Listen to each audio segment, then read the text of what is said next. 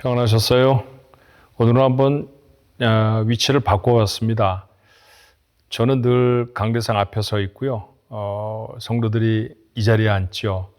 오늘은 성도들이 앉아 있는 자리 그 눈높이로 앉아서 한번 말씀을 나눠보라라고 하는 우리 스태프들의 조언에 따라서 이렇게 앉아봤습니다. 이렇게 보이는 거군요. 예, 오늘도 하나님이 주신 하루 하나님의 은혜 가운데 살아가기를 원해 매일 예배 모였습니다. 오늘 9월 12일 목요일입니다. 하나님 앞에 기도함으로 예배 자리로 나아갈까요? 은혜와 사랑이 많으신 하나님, 하나님 앞에 나아가게 하시는 것은 놀라운 특권입니다. 근데 이거 저희가 잘 알지 못하고 살아갈 때가 얼마나 많은지 모릅니다. 오늘 예배가 의무가 아니라 하나님이 주신 축복을 누림이 되게 하여 주옵소서. 하나님의 말씀을 듣습니다. 유명한 강사의 말을 듣기 위해서 먼 거리 비행기를 타고 가 그 자리에 앉기도 합니다. 하나님의 말씀이겠습니까? 이 말씀을 들을 수 있음이 우리에게 복입니다. 하나님께 찬송을 드립니다. 저희들의 이 잘 다듬어지지 않은 목소리, 또 대단한 영향이 있지도 아니한 노래를 하나님은 기쁘게 들으십니다. 이 또한 복입니다. 이 귀한 복이 함께 모여있는 예배의 자리로 나갑니다. 오늘 예배에 참여한 우리 가족들 모두에게 하나님의 크신 은혜를 더하여 주옵소서. 예수님의 이름으로 간절히 기도하옵나이다. 아멘. 찬송가는 267장입니다. 주의 확실한 약속의 말씀을 듣고, 주의 확실한 약속의 말씀을 듣고, 우리 함께 찬송해 볼까요?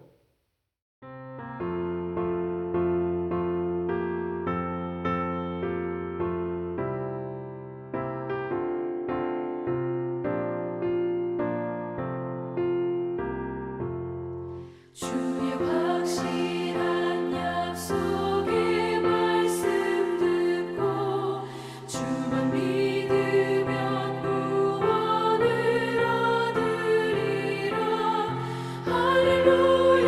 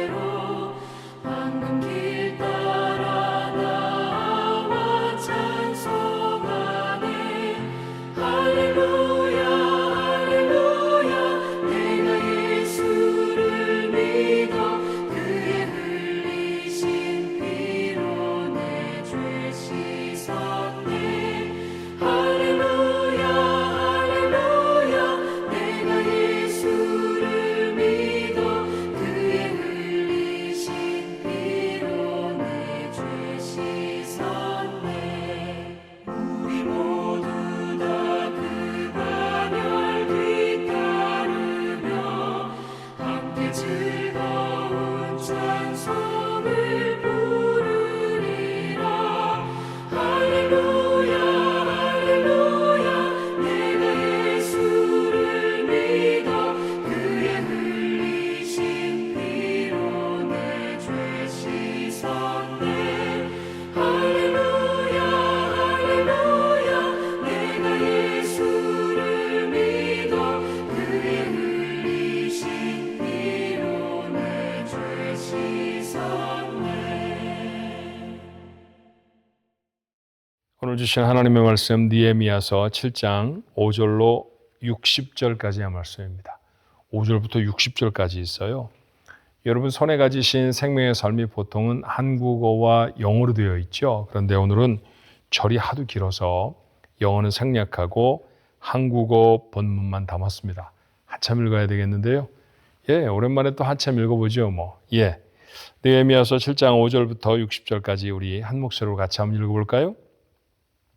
내 하나님이 내 마음을 감동하사 귀족들과 민장들과 백성을 모아 그 계보대로 등록하게 하심으로 내가 처음으로 돌아온 자의 계보를 얻었는데 거기 기록된 것을 보면 옛적에 바벨론 왕 느부갓네살에게 사로잡혀 갔던 자 중에서 노임을 받고 예루살렘과 유다에 돌아와 각기 자기들의 성읍에 이른 자들 곧 수룹바벨과 예수아와 느헤미야와 아사랴와 라하мя와 나하마니와 모르드게와 빌산과 미스베렛과 비그웨와 느훔과 바하나와 함께 나온 이스라엘 백성의 명수가 이러하니라.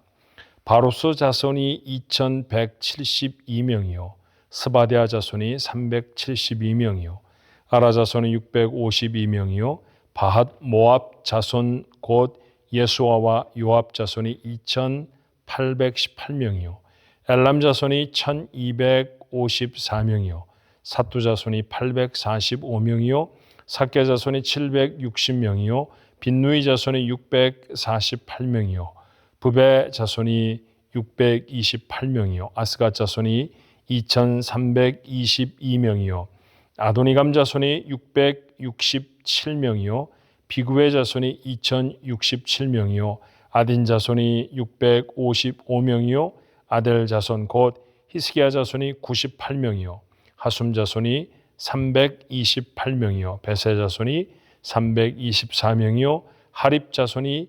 112명이요 기브온 사람이 95명이요 베들레헴과 느도바 사람이 188명이요 아나도 사람이 128명이요 베다 스마웻 사람이 40명이요 기럇 여아림과 비그라와 브에롯 사람이 743명이요 라마와 게바 사람이 621명이요 믹마스 사람이 122명이요 베달과 아이 사람이 113명이요 기타 느보 사람이 52명이요 기타 엘람 자손이 1254명이요 하림 자손이 320명이요 여리고 자손이 345명이요 로드와 하딧과 오노 자손이 721명이요 스나 자손이 3930명이었느니라.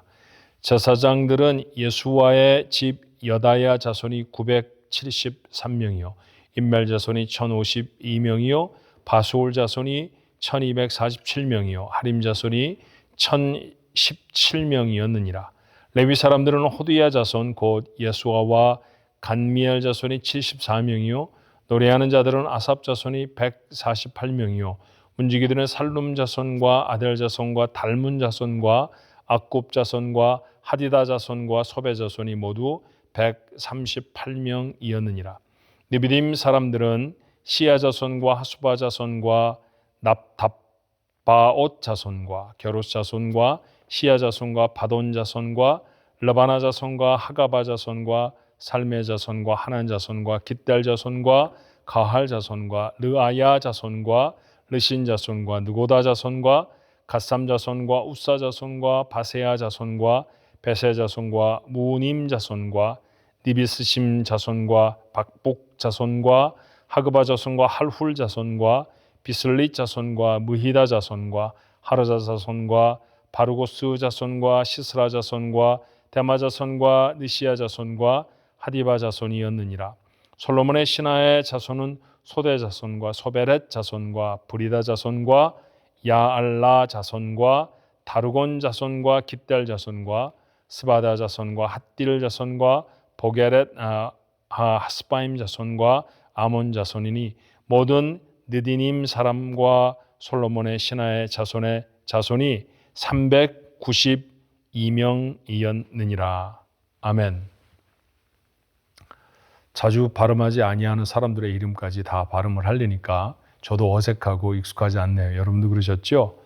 성경은 왜 오늘 이런 많은 사람들의 이름을 기록해 놓았을까요? 또 이름으로 가득한 이 본문의 말씀을 읽고 오늘 매일 예배 묵상 중에 우리가 얻어야 될 교훈은 어떤 것이겠습니까? 저는 이 이름들이 담고 있는 세월에 대해서 한번 생각해 봤으면 좋겠다. 그런 생각이 들었어요. 이름이 담고 있는 한 사람 한 사람의 세월, 그것을 합하면 역사라고 할 것입니다. 이스라엘 역사 말입니다. 이집트에서 노예로 살아가던 사람들이 출애굽하여서 가나안 땅에 도착하죠. 400년 이상이나 걸려야 나라가 세워집니다. 그렇게 나라가 세워져서 사울, 다윗, 솔로몬 시절까지 한 나라였죠. 그런데 그만 솔로몬 이후에 북쪽의 나라와 남쪽의 나라로 갈라서고 말아요. 북쪽 나라들 10지파가 모여있는 나라를 땅도 좀 넓고 사람도 좀 많았죠. 이스라엘 그렇게 부릅니다. 그래서 역사 속에 우리는 그 사람들의 이름을 북왕국 이스라엘 그렇게 호칭하죠. 남쪽에는 유다와 베냐민 2지파밖에 없었고요. 예루살렘이라는 중요한 도시를 포함하고 있었습니다만 북쪽 사람들에 비해서 적은 땅을 소유한 남왕국 유다라는 나라가 있었습니다. 자, 남북이 갈라져서 100여 년 조금 넘게 지났을까요? 북쪽 왕국은 그들보다 더 북쪽에 있었던 아수르, 요즘과 지역이 똑같지는 않습니다만 시리아라고 하는 나라를 여러분 아시죠? 그 나라가 이 아수르의 후손이라고 생각하면 크게 틀리지 않습니다. 그 아수르가 갑자기 번성함으로 그 나라의 압박을 받고 마침내 기원전 722년에 멸망하고 맙니다. 멸망이 되었다는 이야기는 성경에 기록되어 있습니다만 그 멸망의 과정이라든지 그간에 있었던 사건에 대해서는 성경이 별로 그렇게 자세히 말하지 않습니다. 그 이후로도 100여 년 이상 더 존속했던 나라가 남쪽 나라 유다였습니다. 남왕국 유다도 마침내 멸망하고 마는데요. 이번에는 아수르의 동편에 있었던 바벨론이라고 하는 나라가 일어서게 돼요. 처음에는 좀 작은 나라였었는데 그 나라가 점점 강성해지더니 아수르를 압제하고 그리고 아수르가 다스리고 있었던 북왕국까지 먹어치웠겠죠. 그러니 바로 국경이 남왕국 유다와 닿게 되었습니다. 남쪽 나라 유다는 그렇지 않아도 조그마한 나라인데 북왕국까지 다 점령해버린 그 바벨론에 이길 힘이 없었죠. 그래서 그 바벨론이라는 나라에 결국에 멸망하고 말아요. 근데 이 바벨론이 침공한 사건 그리고 마침내 멸망한 과정을 성경은 매우 자세하게 북쪽 왕국 이스라엘이 멸망하던 것과는 달리 기록하고 있습니다. 자, 그 내용을 보면 먼저는 기원전 605년에 바벨론이 쳐들어옵니다. 느부갓네살이 쳐들어 내려와서 포로로 사람들을 잡아가요. 이때도 아주 망하진 않았습니다. 두 번째 침공은 기원전 597년의 일이었는데요. 이때 쳐들어와서 또 사람들을 잡아가지요. 마지막 세 번째로 쳐들어왔을 때가 기원전 586년의 일이었습니다. 이때는 정말 대규모의 군대가 쳐들어와서 이스라엘, 정확히 말하면 유다라고 말해야 하겠네요.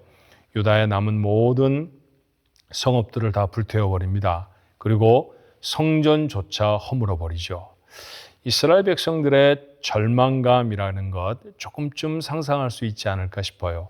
그들의 존재의 기반이 되었던 건 바로 예루살렘에 있었던 하나님을 예배하는 장소, 성전이었거든요. 하나님이 사시는 집까지 무너졌다고 하면 이제 더 이상 하나님이 돌보시지 않을 것이다 라고 하는 절망감이 그들 속에 가득했을 것입니다. 자, 첫 번째와 같이 두 번째, 세 번째도 침공을 해왔을 때마다 바벨론 나라 사람들은 이스라엘 나라 사람들을 포로로 잡아갑니다. 그래서 많은 히브리 사람들이 바벨론에 옮겨가서 살게 되어졌어요.